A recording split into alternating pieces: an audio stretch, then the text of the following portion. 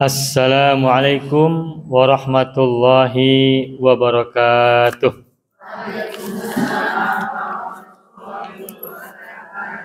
Ibu-ibu, Dara Rama, ciri khas.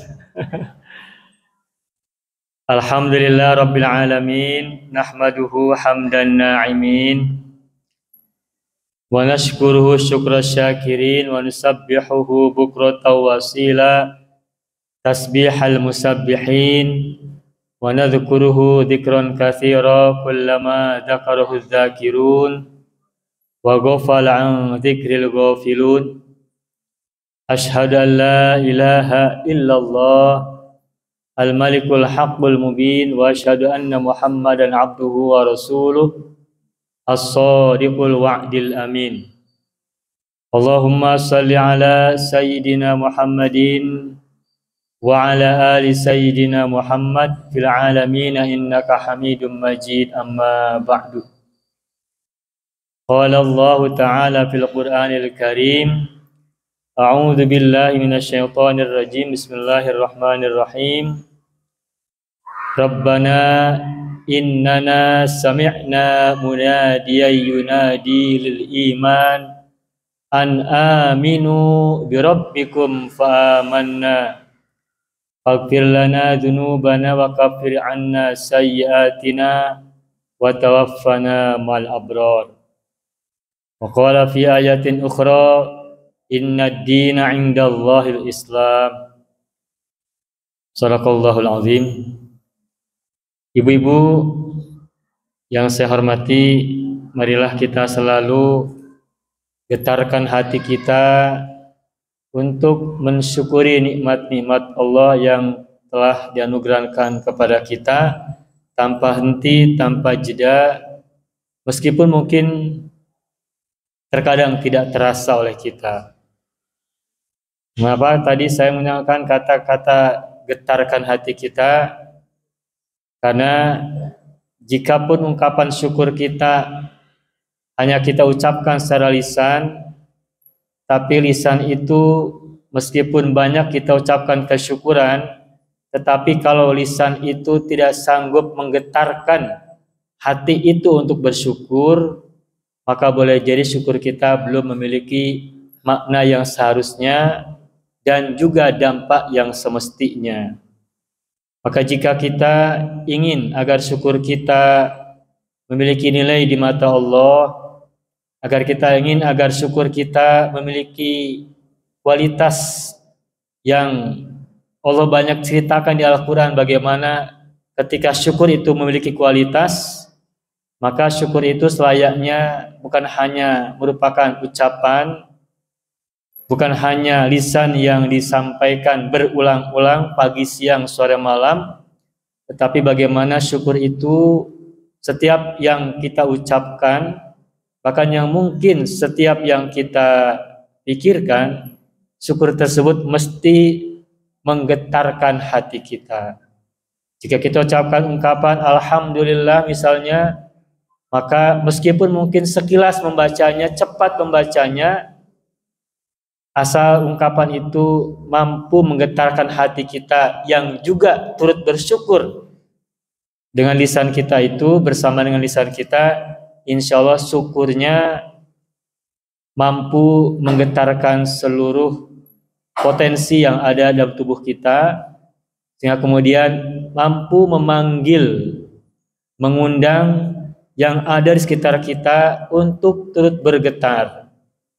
Ketika hati kita bergetar, kemudian yang ada di sekitar kita pun bergetar, sama-sama bergetar dengan hati kita dalam kesyukuran, maka itulah yang barangkali diharapkan dengan ungkapan ayat la in syakartum la azidanakum, itu seperti itu. Jika kalian bersyukur, niscaya akan aku tambahkan. Itu kan janji Allah, ayat itu ya. Nah, tetapi bagaimana agar ayat ini bisa terwujud dalam kehidupan kita sehari-hari? Ketika kita bersyukur, Allah tambahkan kepada kita nikmat-nikmat yang lainnya, maka agar syukur itu menjadi penyebab bertambahnya nikmat-nikmat Allah yang lain untuk kita, maka mungkin yang bisa kita pahami adalah bahwa syukur itu adalah syukur dengan hati yang bergetar. Ketika hati kita bergetar, maka semesta juga ikut bergetar. Alam juga ikut bergetar. Karena alam di sekitar kita tidak paham bahasa lisan kita. Ketika kita berkata, wahai angin, berhentilah. Dengan ucapan kita, angin itu tidak paham bahasa kita. Meskipun bahasa Indonesia, meskipun angin sudah berlama tinggal di Permata Biru puluhan tahun sama kita. Kita kan sudah jadi orang Permata Biru. Angin di sini pun kan angin Permata Biru. Kita panggil, wahai angin, apakah engkau paham bahasa Sunda? Kan tidak akan paham. Sebab apa? Angin bahasanya bukan bahasa Sunda, juga bukan bahasa Indonesia. Angin di Arab juga tidak bisa paham bahasa Arab yang diucapkan. Api juga tidak paham bahasa Sunda meskipun sudah lama sama-sama di Permata Biru sekian puluh tahun. Begitupun air dan sebagainya. Begitupun tumbuh-tumbuhan yang ada di sekitar kita, tumbuhan yang tinggi maupun yang rendah, rerumputan, tumbuhan, pepohonan dan sebagainya, itu semuanya alam semesta di sekitar kita. Mereka akan bergetar dengan kita bergetar ketika kita dan mereka bergetar sama-sama satu frekuensi. Angin tidak paham bahasa lisan kita, semesta tidak paham bahasa lisan kita. Lalu bagaimana mereka paham bahasa kita? Mereka paham bahasa kita adalah ketika mereka sama-sama bergetar dengan fitrah masing-masing.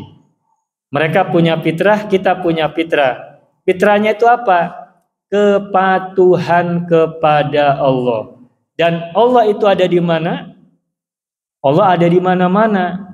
Ainama tuwallu fasamma wajhullah. Kemanapun kalian menghadapkan wajah kalian, kalian palingkan wajah kalian, disitulah ada wajah Allah.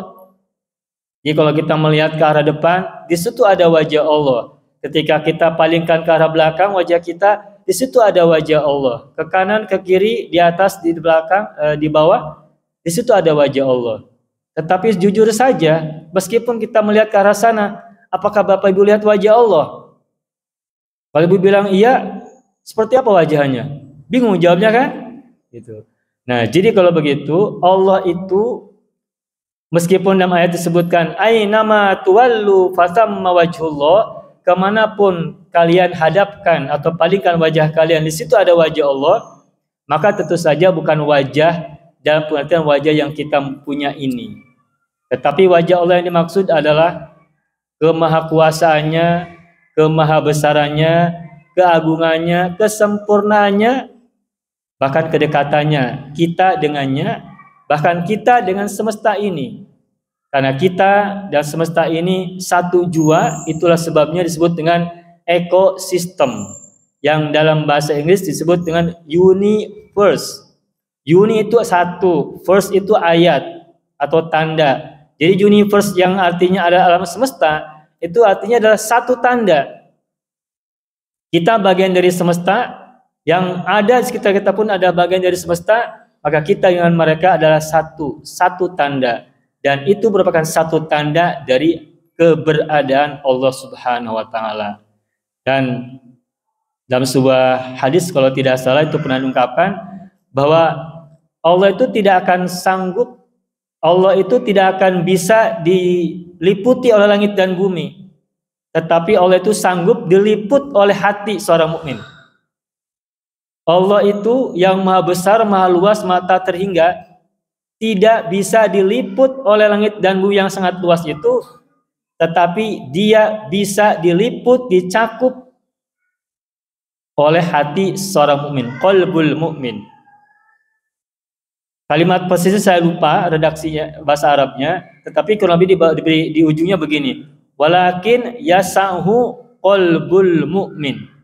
Allah tidak bisa diliput oleh langit dan bumi, tetapi dia bisa diliput oleh hati seorang mukmin. Jadi hati kita ada di mana? Katanya hati kita di dada ya Bu ya. Kalau kita nyebut hati saya sakit, Ibu tangannya megang mana? Ke dada kiri apa ke dada kanan? Biasanya kita kalau menyebut hati saya sakit, hati itu adanya di dada dan biasanya di kiri. Tapi kalau kita belajar anatomi, katanya yang di dada kiri itu adalah jantung ya. Jadi ketika orang menyebut hati itu nunjuknya tuh ke arah jantung. Sedangkan dalam bahasa Arab itu hati itu diterjemahkan dengan kolbun. Kolbun itu diterjemahkan juga di dalam ayat-ayat yang lain bercerita afala yatadabbaruna al-Qur'an am ala qulubin aqfaluha. Tidakkah mereka merenungkan Al-Qur'an ataukah di hati mereka ada sumbat-sumbat? Nah, di situ kolbun atau qulub itu mampu berpikir.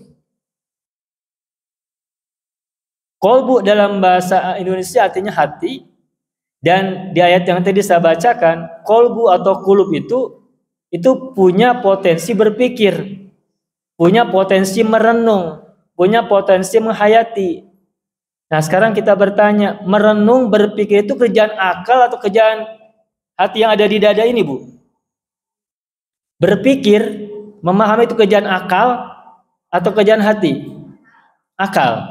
Berarti hati itu berpikir kalau begitu dalam Al-Quran. Nah, kalau hati itu mampu berpikir, akal di mana, Bu? Akal di sini atau di sini? Kalau kita nyebut sing atau gado otak, kan gitunya. Nunjuknya ke mana? Kadianya. Sing gado otak tuh apa punya otak tidak? Tangan kita kan suka ke sini ya, ke arah kepala ya. Jadi otak itu organ tubuh dalam kepala kita yang memiliki potensi berpikir. Sehingga dipahami bahwa berpikir itu adalah potensi yang dimiliki oleh otak, dan otak adanya di kepala. Maka kalau kita mikir, tangan kita megang kepala. Atau kalau kita nyuruh orang berpikir, cing atuh mikir, iya kan tangannya. Bukan cing atuh mikir teki ya kan. Sedangkan hati ada di mana biasanya? Di dada kan ya tunjuknya ya. Abdi temani nyeri hati, nggak sok iya tuh. Tapi ada nggak di antara kita yang mengatakan, abdi temani nyeri hati pisan? Padahal hati itu berpikir. Dalam Al-Quran, hati itu berpikir. Afala yatadabbaruna al-Quran. Apakah mereka tidak merenungkan Al-Quran, ataukah di hati mereka ada sumbat-sumbat? Tuh, jadi kata Al-Quran, hati itu berpikir. Jadi hati itu tidak merasa, tidak punya potensi merasa. Sedangkan yang ada di dada itu bukan pikiran, tetapi jantung.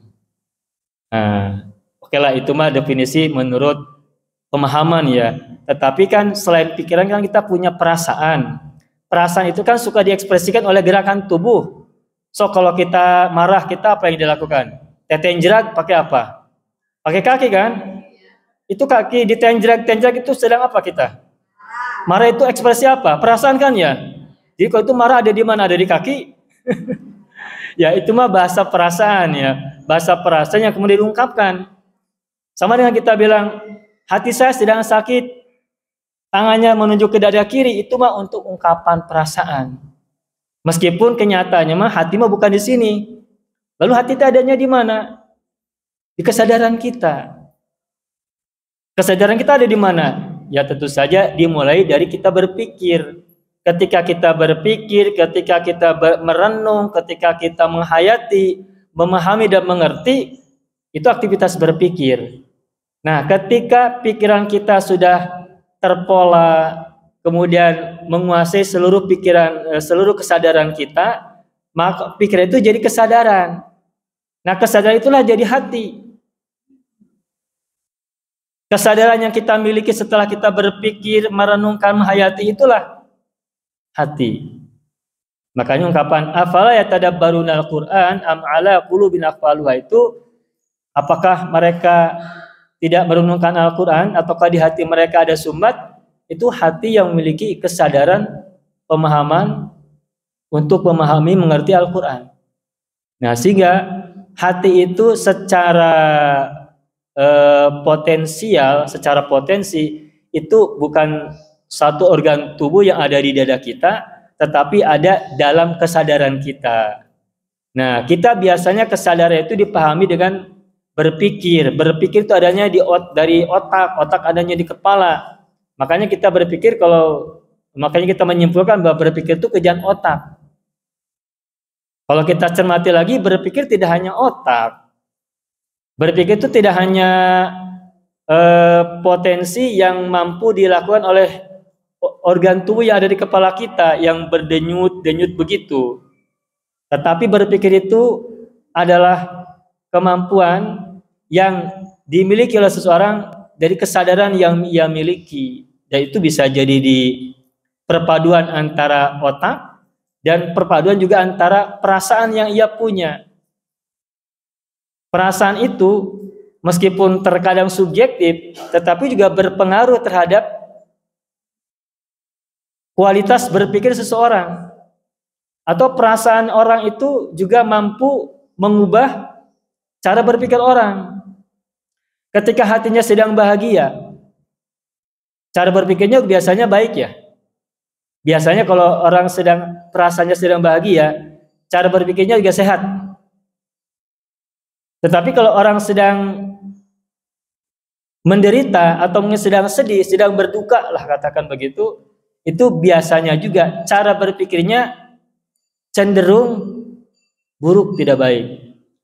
Kapan orang suudzon? Ketika suasana hatinya tidak baik. Betul tidak, Bu? Kalau suasana hati kita sedang baik-baik saja, yang jelek-jelek pun kan dirasa baik-baik saja ya. Kalau kata orang apa tuh? Gula Jawa rasa coklat gini, Bu. Kalau hati kita sedang baik, gula Jawa rasa coklat katanya. Kalau hati kita sedang buruk, yang baik-baik dirasakan buruk semua. Makanya berpikir itu juga dipengaruhi oleh perasaan. Pikiran dan perasaan itu berkolaborasi, bersatu, bergabung untuk mendapatkan pemahaman. Maka pemahaman tidak hanya diproduksi, dihasilkan oleh otak, pikiran, tetapi juga pemahaman itu merupakan kerjasama yang baik antara pikiran, perasaan juga termasuk di dalamnya. Maka ketika kita menyebut kata kolbun dalam bahasa Arab ya, yang diterjemahkan dengan hati, hati itu sesungguhnya bukan hanya perasaan, tetapi hati itu adalah gabungan antara potensi akal yang berpikir dan perasaan yang juga ikut mengontrol, perasaan yang juga ikut bergetar begitu. Nah, itu sebagai kata pengantar. Nah, tadi kita bicara apa ya, Bu? Tentang syukur ya. Nah, jadi kembali ke bahasan yang pertama sebagai kata pembuka, bahwa ketika kita bersyukur, itu yang lebih kita harus usahakan itu bukan lisannya yang mengucapkan kalimat-kalimat syukur, ucapan-ucapan baik kesyukuran kita, tetapi yang tidak kalah penting adalah kesyukuran itu harus merupakan ekspresi kesadaran yang membuat hati kita bergetar. Nah, ketika hati kita bergetar, maka denyut hati ini memiliki gelombang, mengeluarkan gelombang. Gelombang hati kita yang bergetar tadi beresonansi terus ke lingkungan kita yang ada di sekitar kita. Semakin besar denyut getaran hati kita yang positif penuh syukur tadi, maka semakin besar pula medan resonansi yang tercipta.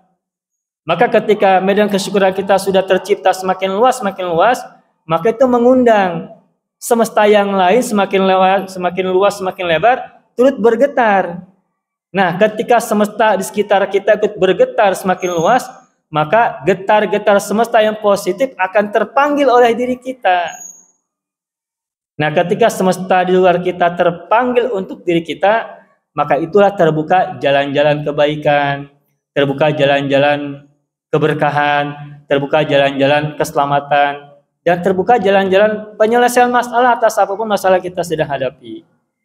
Maka syukur bagi saya pribadi, meskipun kita juga insya Allah dawamkan ucapan Alhamdulillah setelah sholat sekian kali, tasbih sekian kali, dan juga takbir sekian kali.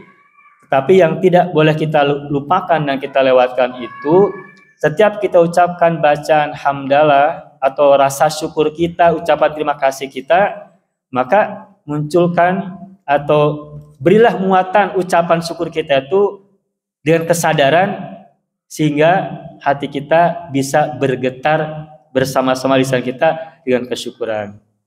Syukur yang dilandasi dengan hati yang bergetar boleh jadi lebih baik daripada 1000 ungkapan syukur yang tanpa menggetarkan hati dan kesadaran. Meskipun kita banyak ucapan alhamdulillah, tapi kita tidak memiliki getaran hati untuk bersyukur dengan penuh kesadaran, boleh jadi kesyukurannya kurang memberikan dampak secara langsung untuk diri seseorang itu sendiri. Tetapi satu syukur yang mampu menggetarkan hati seseorang, insya Allah manfaatnya akan terasa lebih dalam dan lebih berefek langsung kepada seorang itu. Meskipun hanya 1 kali dalam sehari misalnya begitu. Maka marilah Bapak Ibu semuanya selalu kita awali dan juga lalui setiap nafas kita dengan syukur yang dipenuhi atau dimuati dengan kesadaran yang kita miliki, agar hati kita bergetar dan juga agar semesta di sekitar kita juga bergetar, sehingga mereka beresonansi, ikut berdenyut. Nah, ibarat musik, orkestra atau mungkin gamelan atau apa sejenisnya, ketika satu bunyi alat musik sudah berdenyut, kan yang lain itu berbunyi ya. Misalkan ada satu nayaga itu apa ya? Ya tim musik gitu ya. Kan ada alat musik musik apa, ada 5 jenis musik misalnya. Ketika satu sudah ting, yang lain kan ikut berbunyi ya.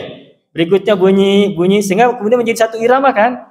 Satu irama yang bagus, yang enak didengar, yang mengundang rasa ketakjuban. Maka begitulah juga hati kita. Ketika hati kita bersyukur dan bergetar dengan kesyukuran itu, maka berdenyut. Nah, denyut hati ini nanti mengundang yang lain di luar diri kita ikut berdenyut gitu. Satu berdenyut di dalam hati kita, di luar sana berdenyut, di kanan kita, di kiri kita berdenyut. Yang ini mengundang yang di sampingnya berdenyut terus sehingga menjadi satu irama.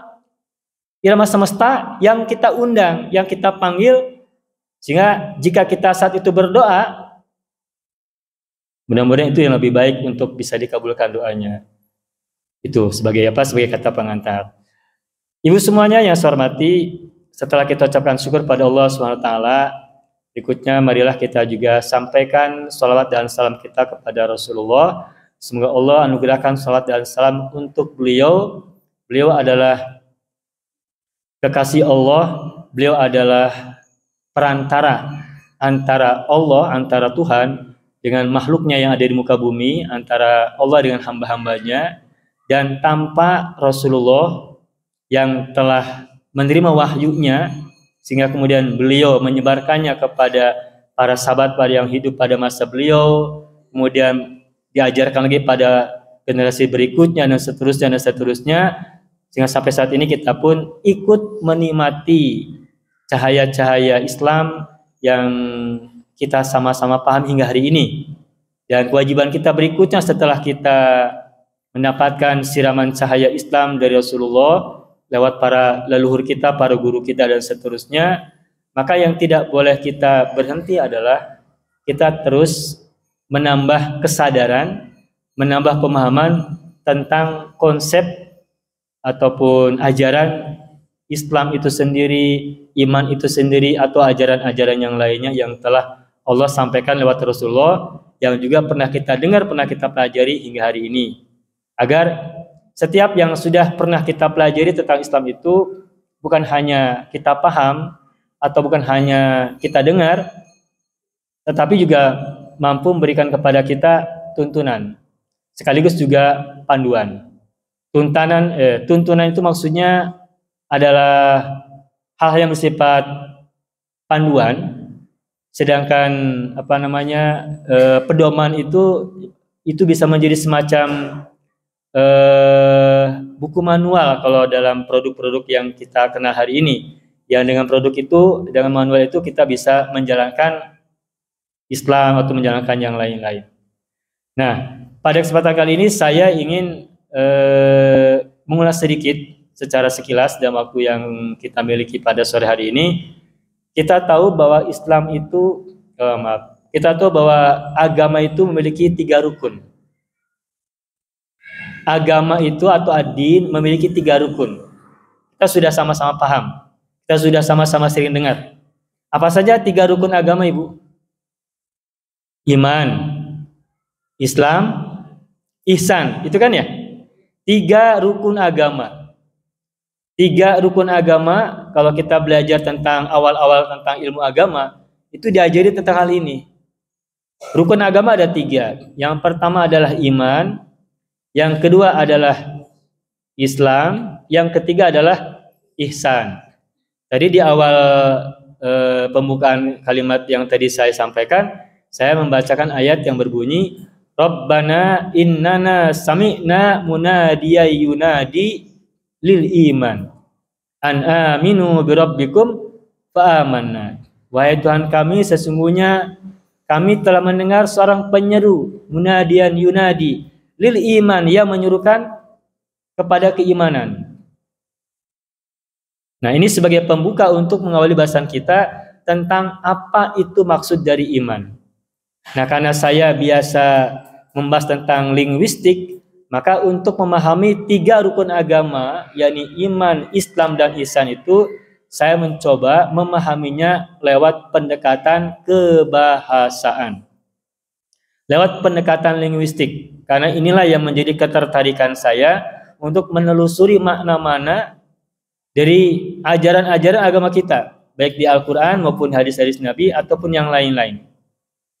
Nah, baik, saya sampaikan kembali, rukun agama tidak ada 3. Yang pertama iman, yang kedua Islam, yang ketiga ihsan. Iman, Islam, ihsan. Urutannya iman dulu apa Islam dulu? Iman dulu, Islam kedua, yang ketiga ihsan.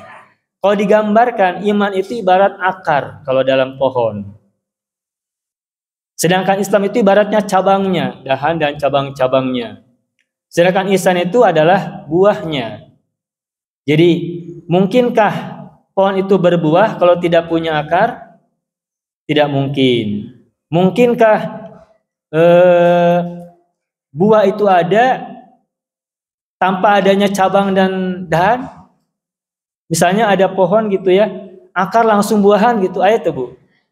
Tidak ada. Akar keluar, dari akar langsung keluar buah, ada tidak? Tidak ada. Nah, antara buah dan akar itu ada tengah-tengah, yakni cabang dan batang, dahan, cabang, batang, ranting, dan seperti itulah itu bagian dari Islam. Itu adalah ungkapan dari Islam. Maka kalau disederhanakan, diilustrasikan, iman itu adalah akarnya, Islam itu adalah cabangnya atau dahannya atau tangkainya, sedangkan ihsan itu adalah buahnya. Nah, itu gambaran secara umum, secara ilustrasi, secara mudahnya. Nah, sekarang kita coba telusuri secara makna linguistik, secara bahasa. Iman itu dari kata amana atau amana yu'minu, yang merupakan bentuk fi'il imbuhan atau fi'il mazid dari kata amina. Nah, setidaknya amina itu yang darinya muncul kata iman, itu beberapa makna yang bisa kita telusuri dari kata amina atau iman. Pertama adalah itma'anna, artinya tenang. Iman itu artinya adalah tenang. Itma'anna. Ketika seseorang belum memiliki keimanan, maka dia belum memiliki ketenangan. Dan agar orang bisa tenang, maka ia harus memiliki keimanan. Kita bolak-balik. Iman itu artinya adalah tenang. Artinya keimanan itu melahirkan ketenangan. Sebaliknya, kalau orang belum mendapatkan ketenangan, berarti dia belum memiliki keimanan, begitu. Nah, kenapa iman itu satu akar kata dengan kata yang bermakna itma'an, satu makna dengan kata itma'anna yang artinya tenang? Sebab orang kalau sudah memiliki keimanan, hatinya tidak kemana-mana, cukup dengan satu. Ketika kita misalnya masih bebas, ketika misalkan dulu ketika kita masih remaja sedang mencari pasangan, kita kan kemana-mana ya mikirnya mungkin. Apakah ini jodoh saya? Apakah itu jodoh saya? Ada beberapa orang yang berjejer mungkin di sekitar kita. mau milih ini atau milih itu misalnya masih bercabang-cabang ya, masih ragu. Mun milih ini ke ieu kumaha. Milih nu ieu kumaha. Atau sudah pertimbangan yang ketiga dan keempat kita mikirkan bagaimana nanti dengan saya sendiri begitu. Kalau saya dengan dia, saya akan lebih baik atau akan lebih buruk. Begitu seterusnya. Nah, tetapi begitu hati kita sudah yakin iman dengan satu pilihan, kita tidak digenggeong deui, tidak di apa? Genggeong apa diganggayong, Bu? Oh, maaf salah ya. Kita tidak diganggayong deui, tidak diombang-ambing deui. Ketika sudah tetapkan satu pilihan, yakin ini yang terbaik untuk saya, mengimani ini sebagai yang terbaik untuk saya, maka hati kita jadi tenang, udah tidak mikir-mikir yang lain. Fokus pada langkah berikutnya. Kan dalam ilmu keagamaan, setiap manusia itu punya fitrah bertuhan. Setiap manusia itu punya fitrah bertuhan. Siapapun dia, termasuk ateis sekalipun, pada awalnya punya fitrah bertuhan. Kenapa? Karena dalam diri manusia sudah dihembuskan naluri bertuhan. Begitu kita lahir dari perut ibu ke muka bumi, apa yang kita lakukan, Ibu? Kan? Menangis. Kenapa Ibu menangis? Ya tentu saja jawabnya sekarang. Waktu bayi kita nggak jawab, ya ditanya begini. Kenapa kita menangis ketika lahir, Bu? Mungkin kaget, ada lagi yang lain. Ya, bisa jadi karena kita merasa ada ketakutan. Belum jadi ketakutan. Ibu, kita ini dulu ketika di perut ibu kita, berapa bulan kita di dalamnya? 9 bulan kurang lebih. Apa yang kita makan di situ? Plasenta dari rahim ibu kan? Yang ibu makan itulah yang kita makan. Yang ibu kita makan itulah yang kita makan di situ. Dan kita anggap bahwa kandungan ibu kita, makanan yang ibu kita suplai ke dalam kita sebagai janin ketika itulah yang paling baik. Maka kita tidak berpikir yang lain, cukup apa yang ibu berikan kepada kita ketika pada saat janin, itu yang kita anggap terbaik. Dan kita merasa bahwa tempat yang segitunya itu, rahim yang sebesar itu tuh ada tempat yang paling indah, tempat yang paling baik dan paling aman. Mungkin kita berpikirnya itulah tempat paling surga ketika itu. Tak berpikir yang lain-lain. Apakah ketika kita dalam janin berpikir cari kandungan yang berbeda? Tidak, kita cukup di satu tempat, cukup di situ aja. Dan kandungan ibu kita itulah tempat yang paling aman, tempat yang paling indah, tempat yang paling luas yang kita miliki saat itu. Dengan apa yang diberikan oleh plasenta ataupun zat yang ibu kita makan, itulah yang kita nikmati. Dan kita mengira bahwa itulah tempat yang satu-satunya paling baik untuk kita. Nah, ketika kita keluar dari rahim ibu kita kaget. Tadi kata Ibu Narti, kita kaget, makanya kita nangis. Tetapi bukan hanya kaget sesungguhnya. Kenapa kita menangis? Karena kita merasa terasing dari dunia yang sebelumnya sudah kita nikmati 9 bulan. Kita mengira bahwa yang dunia yang segera kita tempati itu buruk untuk kita, tidak sebaik yang sebelumnya. Makanya kita menangis. Dan menangis itu adalah ekspresi ketakberdayaan kita terpisah dari rahim yang ibu kita miliki. Maka kita menangis karena kita merasa terasing, kita takut nanti masa depan di alam yang baru itu seperti apa, kita merasa takut. Nah, ketika kita memiliki rasa takut, berarti kita tidak berkuasa atas diri kita. Kita ini lahir itu tidak punya kuasa untuk lahir, untuk menahan diri dari kelahiran. Lahir ya lahir, kita tidak bisa nolak. Nah, kenapa kita tidak bisa nolak? Karena di luar sana ada kekuatan yang mendorong kita untuk lahir dan itu tidak bisa ditolak. Meskipun ibu kita juga sama, tidak mau menolak kelahiran kita. Bahkan inginnya ibu kita ingin segera anak kita lahir, agar kita segera lahir kan Bu ya. Ibu ketika mengandung ingin 1 tahun 2 tahun di perut enggak? Barangkali saking betahnya gitu kan, enak musapan gitu kan. Ayah pada melan gitu pandangannya. Dan kita ada pekerjaan musapin perut gitu. Jalannya pelan, terus dapat perhatian dari banyak orang sekitar kita. saking enaknya mengandung, jadi mungkin betah untuk mengandung, saya tidak mau lahir-lahir nggak apa-apa kayak gitu, kan enggak ya? Tentu saja ibu juga ingin agar kandungan itu segera lahir, dan kita yang dilahirkan, bayi yang dilahirkan itu tidak punya kuasa untuk menolak. Maka karena kita tidak punya kuasa untuk menolak, itulah berarti kita ketika menangis ketika lahir itu sesungguhnya adalah pengakuan bahwa ada kekuatan yang menggerakkan diri kita. Kekuatan itu adalah zat yang tidak terindra, dia adalah zat yang tidak bisa dilihat oleh mata tetapi ada. Nah, namun ketika kita sudah lahir, kemudian kita sudah tumbuh menjadi kanak-kanak, lalu menjadi balita, setelah balita apa Bu? Remaja ya. Anak-anak dulu, setelah anak-anak lalu remaja, setelah remaja dewasa, setelah dewasa batita, setelah itu jelita ya Bu ya, jelang 50 tahun. Jelang 50 tahun setelah itu apa?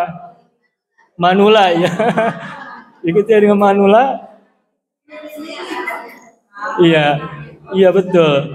Setelah kita menjalani usia sekian lama kita sadar bahwa ternyata alam dunia yang kita sebelumnya nangis itu ketika baru keluar, ternyata alam dunia jauh lebih luas daripada alam rahim, tempat yang paling aman ketika itu. Ketika di rahim kita merasa itu tempat yang paling indah, yang paling aman, yang paling baik. Tetapi begitu kita sudah ada dalam dunia, Ibu yakin mau balik lagi nggak? Nggak ada kan? Tetap kita merasa menikmati alam yang sekarang kita tinggali ini.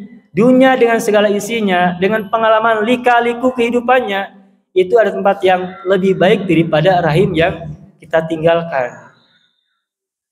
Nah, sekarang kita ilustrasikan. Jika kita berpikir ketika di alam rahim, bahwa kandungan ibu kita, rahim ibu kita ada tempat yang terbaik, yang paling indah, yang paling luas yang kita miliki saat itu, sehingga ketika kita lahir itu menangis karena tertinggal dengan masa lalu kita di alam rahim, ternyata dalam dunia kita merasakan dalam dunia jauh berlipat-lipat lebih luas daripada rahim kita, daripada rahim ibunda kita, jauh lebih indah daripada rahim ibu kita, jauh lebih ekspresif daripada yang ada di rahim ibunda kita. Ketika di rahim paling kita hanya di atas, kadang ke bawah, kadang nendang-nendang perut ibu kan. Tapi kalau jalan dunia kemana-mana, dari ujung timur sampai ujung barat, dari GBLA sampai ke Aljabar, terus kemana-mana, bulampreng ke jarang, mungkin lebih banyak di luar rumah daripada dalam rumah kan. Ketika sudah dalam dunia. Nah, setelah alam dunia kita punya alam berikutnya kan? Alam apa berikutnya? Alam barzah dan alam akhirat. Ini ada penggambaran dari Maulana Jalaluddin Rumi ya. Ketika kita lahir, kita nangis itu karena kita berpikir bahwa rahim itu adalah tempat yang paling indah dan paling luas yang kita kenal saat itu. Tapi ketika kita sudah hidup, kita tahu bahwa ternyata alam dunia jauh lebih segala-galanya daripada rahim. Nah, sekarang pun kita berpikir mungkin nanti kan di alam sana ada alam akhirat. Kita berpikir bahwa alam dunia itu tidak ada bandingannya, tidak ada tandingannya dari segi keindahan, dari segi keluasan, dan dari segi keragamannya ada di dalamnya. Tetapi nanti kalau kita sudah mati dan kemudian kita berada di alam akhirat, yang kita bayangkan tentu saja yang indah-indah kan, surga dan semacamnya, maka penggambaran bahwa surga Allah itu wasari'u ila maghfiratin mir rabbikum wa jannatin arduhas samawatu wal ardu wa iddas lil muttaqin. Bahwa surga itu luasnya seluas langit dan bumi. Itu kan sesungguhnya penggambarannya mungkin sederhana, tetapi kenyataannya tidak sederhana itu. Kalau digambarkan surga itu seluas langit dan bumi, berarti kan seperti ini dong. Kita punya bumi nih. Kita ini kan tinggal di bumi, di atas permukaan bumi. Di atas kita ada langit kan? di langit ada langit lagi kan di atasnya, terus seluas itu. Nah kalau digambarkan bahwa surga itu luasnya seluas langit dan bumi, berarti kalau gitu tidak ada bedanya dong dengan yang kita rasakan dalam dunia. Nah ayat yang berbunyi wa jannatin arduhas samawati wal ardu itu, menurut saya itu adalah semacam penggambaran sederhana saja bahwa surga itu sangat luas tak terhingga. Sebagaimana ketika kita berpikir rahim itu luas pada saat ketika kita sedang di dalam rahim, namun ternyata rahim tidak ada apa-apanya dibandingkan alam dunia ketika kita sudah lahir, maka begitulah juga nanti akhirat yang di dalamnya ada surga itu. Surga dalam dunia, surga dalam akhirat itu bandingannya tak terhingga bila dibandingkan dengan alam dunia, sama tak terhingganya alam dunia bila dibandingkan dengan rahim. Nah, setelah baca itu saya paham bahwa penggambaran bahwa surga itu nanti luas tak terhingga itu ngebayangkannya, kalau pengen tahu bayangan betapa luasnya surga nanti itu, maka bayangkanlah berbandingan dunia dengan kandungan dengan alam rahim. Maka jika alam dunia luas tak terhingga, entah bermiliar-miliar luasnya dibandingkan dengan rahim, maka surga juga nanti keluasannya tak terhingga dibandingkan dengan alam dunia. Oleh karena itu saya meyakini bahwa surga itu bisa ditempati oleh banyak orang dari generasi pertama kelahiran manusia sampai nanti akhir zaman, tidak akan pernah habis, tidak akan pernah penuh. Tidak akan pernah ada orang yang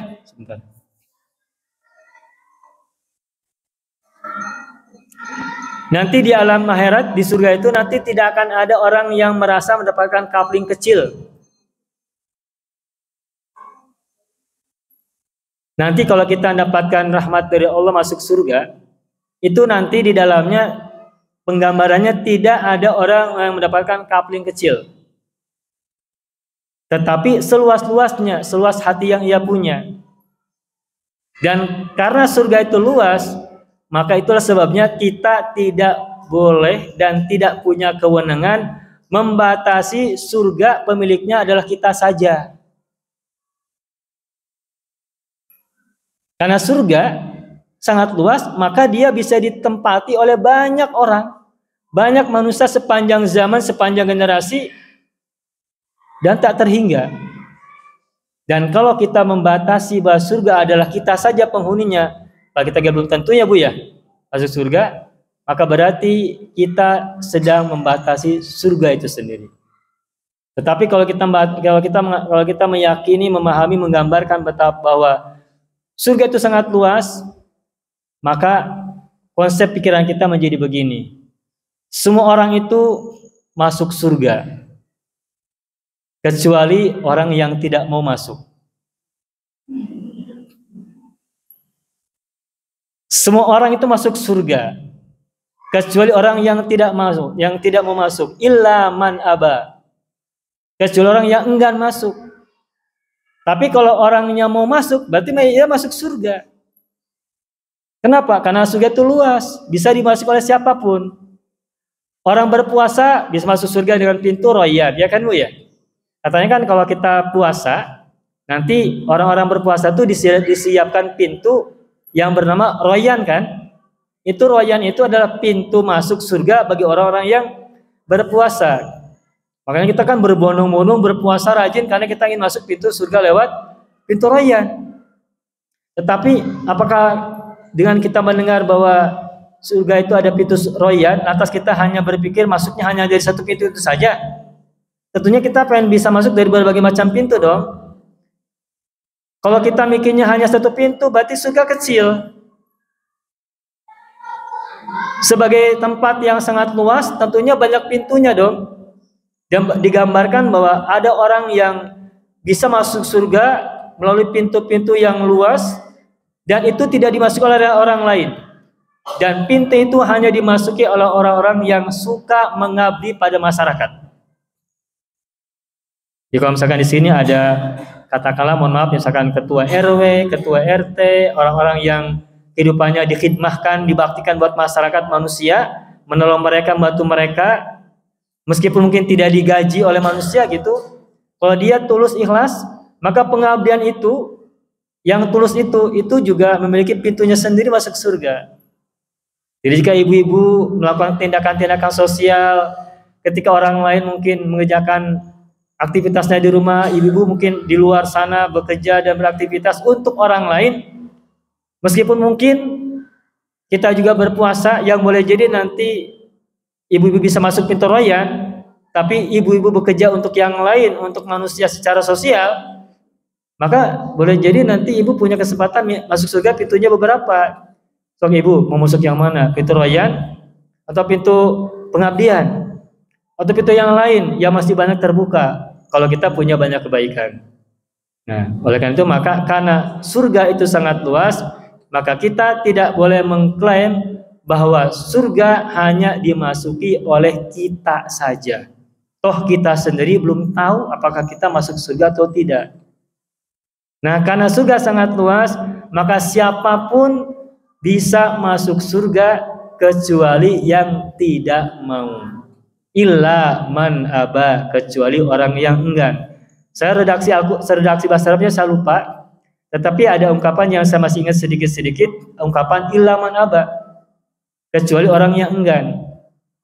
Dan surga dalam pengertian bahasa Arab itu banyak diungkap dengan kata jannatun, kata firdaus, kata naim.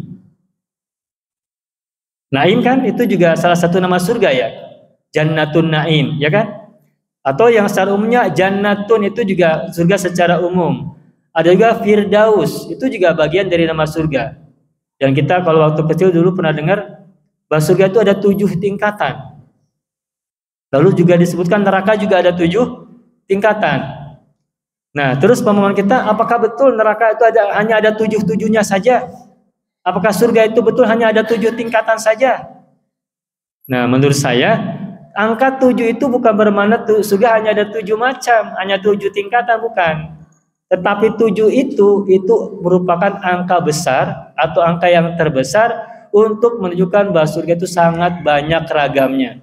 Sebanyak keindahan yang Allah telah sebarkan baik dalam dunia ini atau nanti dalam surga. Kita mungkin memahami bahwa atau kita mungkin merasakan bahwa keindahan itu subjektif. Kenikmatan itu subjektif. Apa yang saya anggap nikmat buat diri saya boleh jadi bukan kenikmatan menurut ibu. Sebaliknya apa yang saya anggap bukan kenikmatan, mungkin bagi ibu-ibu yang lain itu dianggap kenikmatan. Oleh karena itu maka kenikmatan, keindahan, keluasan, kebahagiaan boleh jadi ada tingkatan macam-macam. Sebanyak orang kita di sini, maka sebanyak itu pula juga ekspresi kebahagiaan, perasaan kebahagiaan, dan macam-macam yang lainnya. Tetapi maknanya sama-sama kebahagiaan. Tetapi manifestasinya, bentuknya, macamnya bisa jadi berbeda-beda. Maka begitulah juga surga. Ketika surga adalah kebahagiaan bagi seorang mukmin atau seorang manusia, maka surga itu juga ragamnya bisa jadi banyak. Oleh karena itu, maka dalam rangka pemahaman kita tentang yang pertama iman itu, yang merasa aman dan tenang. Pemahaman iman adalah itma'anna wasakana al-qalbu, tenang dan hati merasa tenang, tenang dan hati merasa tenang itu. Maka yang paling pertama yang harus kita pahami tentang konsep iman itu adalah hati kita mesti merasa tenang. Jika selama ini kita sudah beriman tetapi hati kita belum merasa tenang, maka mari kita introspeksi. Jangan-jangan keimanan kita belum sepenuhnya sehingga kita belum mendapatkan ketenangan. Ketika kita sudah baik, sudah benar keimanan kita, sudah merasa terikat dengan keyakinan kita tentang Tuhan, tentang Allah, maka barulah kita bisa mendapatkan ketenangan. Nah, tapi untuk ini tentu saja subjektif. Saya tidak bisa mengatakan bahwa orang yang tenang itu pasti begini atau pasti begitu, itu subjektif masing-masing. Tetapi yang barangkali secara pemahaman yang bisa kita sampaikan, bahwa kalau kita ingin keimanan itu berfungsi untuk diri kita, bahwa iman itu bermanfaat untuk diri kita, maka manfaat yang pertama sesuai dengan maknanya, iman itu adalah ketenangan. Maka jadilah keimanan yang kita punya hingga hari ini tuh memiliki dampak ketenangan dalam hati kita. Jika sampai hari ini kita mungkin masih punya keresahan, masih punya ketakutan yang tidak-tidak, terutama tentang masa depan dan sebagainya, berarti kita belum sepenuhnya memiliki keimanan yang sebenarnya. Oleh karena itu, jika kita ingin memiliki ketenangan hati, maka juga perbaikilah keimanan kita dengan pertama mempertanyakan dahulu. Apakah benar saya ini sudah beriman kepada Allah, kepada penguasa langit dan bumi, kepada pengendali diri, kepada penggerak hati, kepada penanggung masa depan kita, penanggung kehidupan kita. Nah, kalau kita sudah yakin kepadanya dengan sepenuh hati, maka berikutnya insya Allah kita akan dapatkan itma'anna atau tumaknina, seperti yang merupakan salah satu makna dari keimanan itu sendiri. Itu ya, baru satu arti dari keimanan, tapi waktunya sudah mau habis. Tapi sebagai gambaran saja, saya sempat sampaikan. Makna yang kedua, selain makna iman itu adalah ketenangan, makna iman itu artinya adalah sodako, mempercayai. Sodako atau wathiqo bihi atau sodako bihi, mempercayai, atau ya sodako dan wathiqo artinya sama, yang percayai. Ketika kita menjadi seorang mukmin, maka kepercayaan itu mesti kita punya. Sama dengan kehidupan kita. Kalau kita sudah percaya sama seseorang, maka kita tidak akan berpaling kepada yang lain. Tetapi kalau kita masih berpaling kepada yang lain, berarti kita masih belum bisa mempercayai orang lain. Atau hati kita masih belum punya keyakinan yang utuh. Kalau kita sudah punya keyakinan yang utuh, maka kita percaya kepada pihak lain atau pada orang lain. Kalau secara sosial dan secara transenden, secara spiritual, kita percaya kepada Tuhan atau kepada Allah SWT. Nah, jadi makna yang kedua, ini barangkali saya sampaikan sekilas saja. Makna yang kedua dari iman itu adalah mempercayai. Mempercayai itu melahirkan kekuatan batin, melahirkan kekuatan jiwa. Sebaliknya, kalau kita tidak memiliki rasa percaya, maka kita tidak memiliki kekuatan. Kalau kita tidak yakin Allah itu melindungi kita, mungkin kita akan bertanya-tanya, nanti saya ke depan bagaimana ya? Apakah Allah akan menakdirkan saya menjadi orang yang saya harapkan atau tidak? Ketika remaja kita punya cita-cita tinggi, tapi setelah dijalani hidup sebegitu atau begitu lama sampai usia saat sekarang, coba kita cek, apakah ibu hari ini sesuai dengan cita-cita waktu anak kecil, Bu? Ibu waktu kecil apa cita-citanya? Ada yang ingin jadi dokter. Terpenuhi tidak, Bu? Ada yang jadi pramugari, terpenuhi tidak, Bu? Ada yang ingin jadi presiden? Waktu itu belum ada yang jadi presiden ya. Nah, kehidupan kita hari ini tuh biasanya, atau bukan biasanya, hampir semua kita barangkali ya, mayoritas barangkali, tidak semuanya. Mayoritas manusia itu hari ini itu capaiannya itu berbeda dengan apa yang cita-citakan ketika masih kecil. Biasanya begitu. Nah, masalahnya kemudian apakah itu baik atau buruk? Apakah yang kita hari ini jalani ini yang berbeda dari cita-cita kita waktu kecil itu kebaikan atau keburukan bagi kita? Nah, kalau kita sudah punya iman dalam pengertian sodako wa wasiko, percaya, dan katakan dengan kalimat yang lainnya yakin, maka apapun yang Allah berikan kepada kita dalam kehidupan ini, itulah yang terbaik. Maka meskipun cita-cita kita waktu dulu, waktu kecil begini dan tidak tercapai hari ini, ya inilah kebaikan untuk kita menurut Allah. Asal kita syukuri dengan sepenuh hati. Makanya apapun yang kita alami hari ini tidak perlu disesali. Menyesali masa lalu itu tidak boleh. Tetapi yang kita lakukan pada masa lalu itu adalah pelajaran.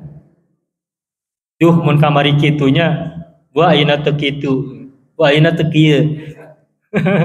Kalau kita menyesali masa lalu, itu biasanya tumbuh rasa kecewa. Tetapi kalau kita menjadikan masa lalu sebagai pelajaran, bukan sebagai kekecewaan, insya Allah hidup hari ini kita akan itma'anna, akan tenang. Nah, agar iman melahirkan ketenangan, maka di backup dengan kepercayaan, rasa percaya. Ini kadang-kadang saya ini menyebut kata ketenangan atau kepercayaan itu kadang-kadang untuk makna secara sosial ya, maksudnya hubungan manusia, terkadang juga kepada Allah. Mengapa demikian? Karena keimanan pada Allah kan bermanfaat untuk kehidupan manusia. Kenapa kita disuruh beriman kepada Allah? Karena keimanan kita pada Allah itu bermanfaat untuk kehidupan sosial kita. Orang yang keimanannya baik kepada Allah, konsekuensi logisnya berarti kehidupan sosialnya harus baik kepada masyarakatnya, kepada sosialnya.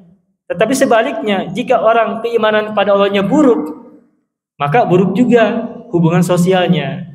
Itulah sebabnya tadi ketika saya menjelaskan arti dari iman, pertama adalah ketenangan, kedua adalah kepercayaan. Itu terkadang dibawa kepada pemahaman tentang Tuhan, Allah, dan terkadang dibawa kepada kehidupan kita sesama manusia.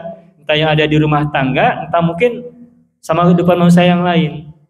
Karena Allah itu mengajarkan, mewahyukan Islam ataupun agama kepada para nabinya itu untuk kehidupan manusia menjadi lebih baik. Bukan hanya di dunia, tetapi juga untuk akhirat kelak. Itu saja barangkali dua makna dari iman sebagai salah satu rukun agama. Adapun rukun yang lain Islam dan ihsan tentu saja tidak akan muat dibahas pada satu waktu yang sama. Maka iman sendiri sesungguhnya belum selesai, tetapi sebagai sebuah gambaran umum, mudah-mudahan apa yang tadi kita sampaikan ada manfaatnya khususnya buat diri saya pribadi, umumnya buat kita semuanya. Setidaknya mari kita pegang bahwa iman itu pertama adalah ketenangan. Makna iman itu pertama adalah ketenangan, yang kedua adalah kepercayaan. Yang lain-lainnya mungkin masih ada, tetapi itu saja dipegang dua, mudah-mudahan sudah menjadi pegangan kita untuk menjalani kehidupan kita dalam hari-hari yang kita miliki sisa kemudian. Baiklah ibu-ibu semuanya, tidak terasa apa yang tadi kita bahas sudah sampai di ujung waktu yang kita punya pada sore hari ini. Sudah pukul 17:37 ya Bu ya.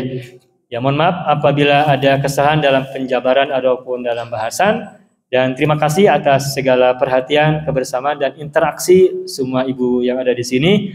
Dan Allahumma sholli ala sayyidina Muhammad wa ala ali sayyidina Muhammad. Langsung tutup dengan doa ibu ya.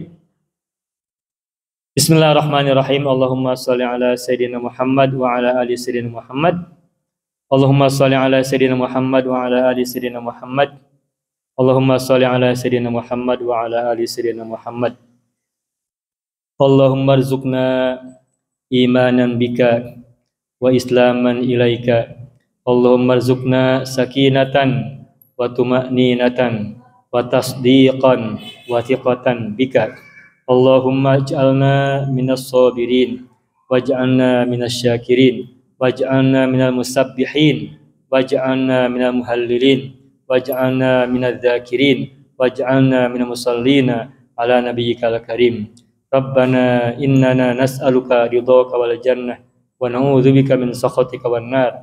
Allahumma inna nas'aluka ridhaka wal jannah wa na'udzubika min sakhatika wan nar. Allahumma inna nas'aluka husnal khatimah wa na'udzubika min su'il khatimah. Rabbana innana sami'na munadiyan yunadi lil iman an aminu bi rabbikum fa amanna faghfir lana dzunubana wa kaffir 'anna sayyi'atina wa tawaffana ma'al abrar. Rabbana innaka antas sami'ul alim. Rabbana atina fid dunya hasanah wa fil akhirati hasanah wa qina adzabannar. Subhana rabbika rabbil izzati amma yasifun wa salamun alal mursalin. Alhamdulillahi rabbil alamin. Hatur nuhun. Nada agung cukup umur nada jambar pangampura. Hapunten anu kasuhun. Assalamualaikum warahmatullahi wabarakatuh.